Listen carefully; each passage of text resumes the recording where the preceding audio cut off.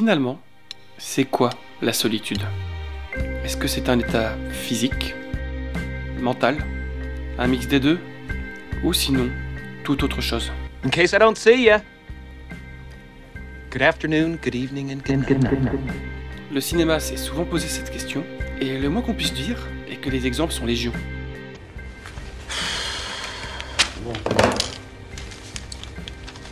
Je pense que personne n'a autant et aussi bien posé cette question que la réalisatrice Sofia Coppola. Entre sa mise en scène au bord de l'onirique et sa manière très intimiste de proposer ses personnages, elle est sans aucun doute la personne qui regarde la solitude avec un regard aussi bien poétique, chaud, plein de douceur amère et avec une telle tendresse. Et concernant cette question sur la solitude, eh bien la réponse est que... j'en sais rien. Abonnez-vous. Non, plus sérieusement, déjà, salut. Aujourd'hui, j'aimerais vous parler et vous présenter la sublime et poétique réalisatrice Sofia Coppola.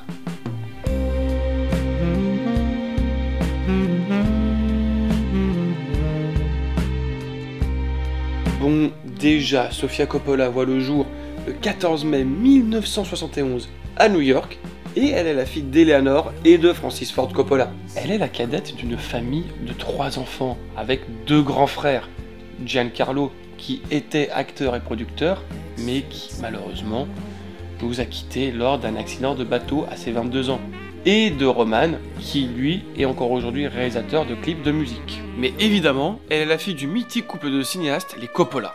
Eleanor étant une réalisatrice de documentaires primée à plusieurs reprises, et de Francis, mais est-il bien nécessaire de le présenter? When does an empire die? I love the smell of napalm in the morning. I'm gonna make him an offer again with you. I am Dracula. Pas du tout. Elle grandira finalement dans un milieu très artistique, entre les passions mordantes concernant le cinéma de l'ensemble de sa famille, et les vignes de ses parents dans la vallée de Napa en Californie, où elle y passera l'intégralité de son enfance.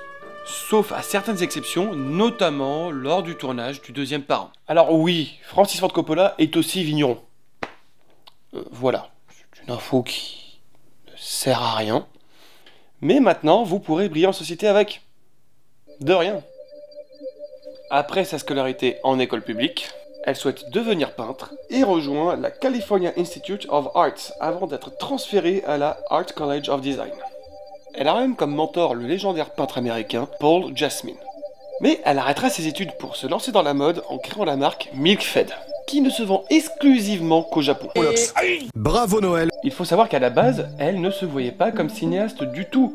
Elle avait de nombreuses passions, mais pour elle, à ce moment-là, le cinéma n'était purement qu'un intérêt personnel. Et elle commence sa carrière dans le cinéma en tant qu'actrice. Mais la critique sera assassine avec elle, due à son nom et au fait qu'elle a commencé sa carrière d'actrice depuis son enfance en jouant dans 8 films de son père. Mais on la retrouve aussi dans d'autres films, surtout pour des petits rôles, comme dans La Menace Fantôme, où elle incarne une des courtisanes de Padmé Amidala. Concrètement, sa carrière d'actrice aura duré de ses 2 ans à ses 28. C'est en 98 que sa carrière derrière la caméra commence concrètement avec son premier court-métrage, League the Star, qui tournera bien dans le cercle du cinéma indépendant avant de réaliser son premier long-métrage la même année, Virgin Suicide.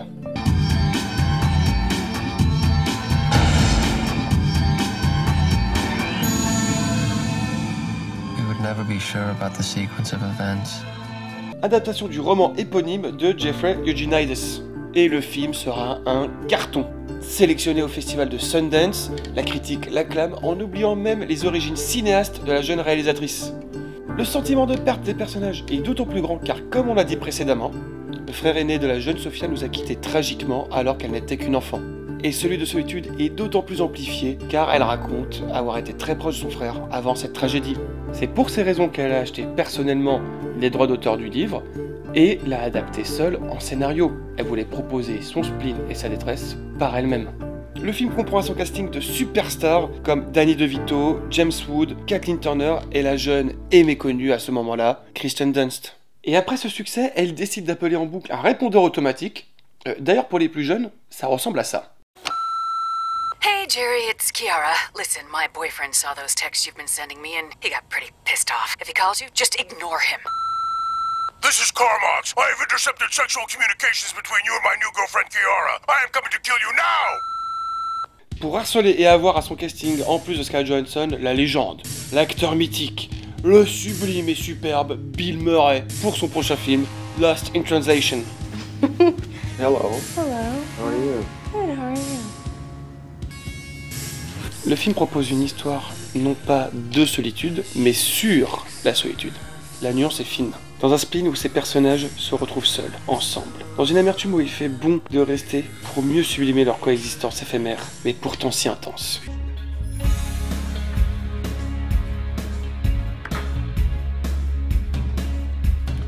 I could feel at the time there was no way of knowing fallen leaves in the... Et c'est mon film préféré de Coppola. Entre son image, sa musique, son casting et son spleen si réconfortant, il est parfait. It was perfect. Perfect. Everything, down to the last minute details. Alors, petite pause, vu qu'on l'a déjà dit pas mal de fois. Ah, c'est quoi le spleen?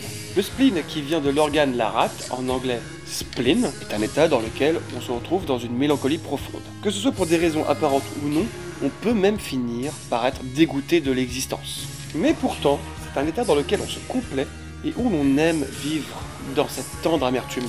La vie reste essentielle et importante, mais le voile de la mélancolie l'emporte. Et sans pour autant vouloir en finir à jamais. On vit, on est triste, mais on ne subit pas cet état. C'est exactement ce que décrit Charles Baudelaire dans son recueil Les Fleurs du Mal. Concernant le retour sur Lost in Translation, il est immense. Coppola remportera un Oscar pour son script et même 3 Golden Globes, dont un pour le meilleur film musical ou comédie. Le film sera un succès critique et commercial, malgré une petite polémique concernant l'utilisation du Japon comme décor pour y implanter un duo d'acteurs américains en tant que protagonistes principaux. Pourtant, c'est en 2006 que sa carrière sera bien assurée avec son prochain film, Marie-Antoinette. Ouais, quand je vous disais qu'il est temps de faire une vidéo sur l'histoire au cinéma, eh bien ce film est une des raisons. Et le film est absolument génial! Entre l'insouciance de la reine, ses déboires, ses fantasmes, sa solitude et sa chute, tout est parfait.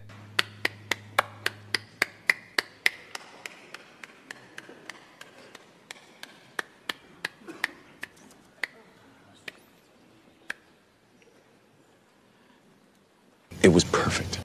Le film montre l'apogée et la cruelle solitude de la reine Marie-Antoinette. Le tout dans un spleen discret, mais qui hurle à chaque instant et dans une ambiance très rock. Et c'est bon, putain!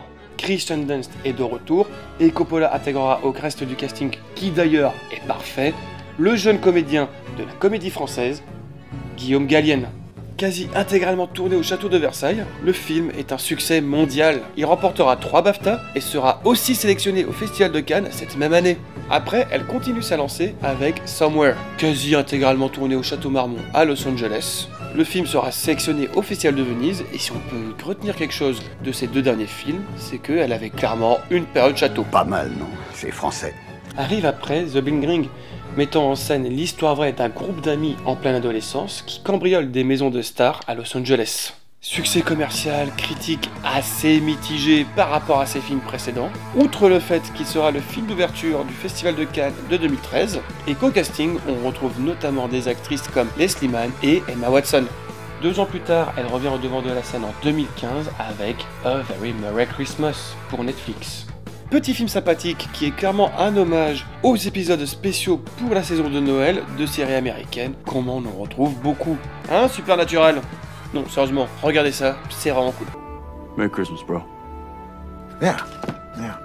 On termine les années 2000-2010 avec son premier remake et son premier prix de la meilleure réalisatrice en 2017 à Cannes avec Big Isle. Miss Martha! Is he dead? No, get him inside. Quick!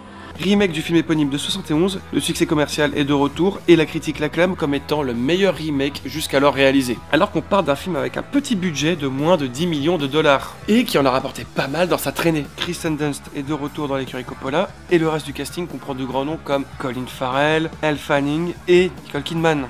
Plus tard, en 2020, Coppola réalisera le gentillet On the Rocks avec à nouveau Bill Murray et cette fois-ci avec le soutien d'Apple TV à la prod. En 2023, elle produira le film d'Andrew Durham, Fairyland, qui lui aussi sera sélectionné à Sundance et aura aussi un bon succès dans le cercle du cinéma indépendant. Et la même année, elle réalisera un biopic sur la femme d'Elvis Presley, Priscilla. I'll leave tomorrow. I'll be waiting in Memphis.